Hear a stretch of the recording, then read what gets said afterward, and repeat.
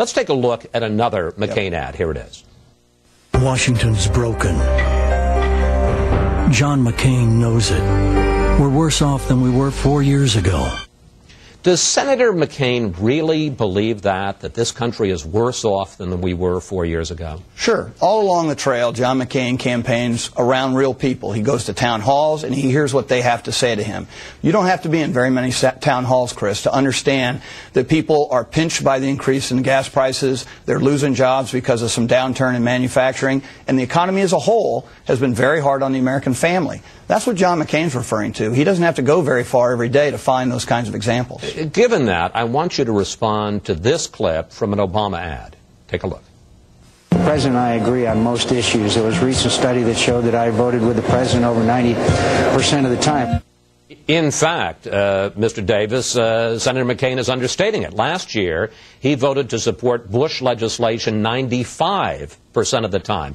Given that, if the country's worse off, isn't both the President and John McCain, aren't they both responsible? Well, look, if you want to talk about history, then you can make all the cases you want to make. Well, you're talking about history. You're talking about the last 4 years. Exactly. And what I'm talking about, though, right now is what the future holds and who's got a plan to cut taxes and get the economy moving again. Because growth is the only way we're going to improve people's situation, whether it's in their family or small businesses.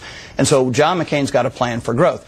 Let me remind you, too, there's been never a bigger maverick in this town than John McCain. I mean, we talk about how many times you voted for Bush or against Bush, but you've been in this town a long time.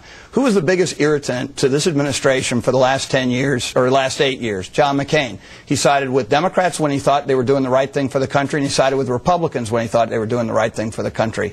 So you can say all you want about the record, but who is the one proven commodity in this town who's willing to put his country first and take strong positions, sometimes against the current administration or his own party, in order to do what's right? I got to come back. And that's been McCain. But I got to come back at you. If you say the country is worse off than it was 4 years ago, clearly the President has got to bear some of the responsibility.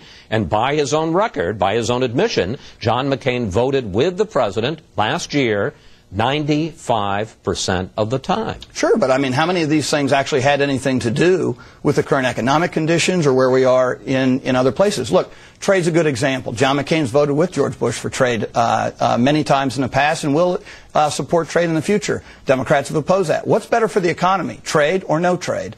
It's very simple. It doesn't mean everything George Bush has done in the economy has been bad, but look, it's pox on everyone's houses. Why do you think the public has a low approval rating of the current administration and Congress? Because they've figured out that no one person is responsible for what we're doing. They're all at fault.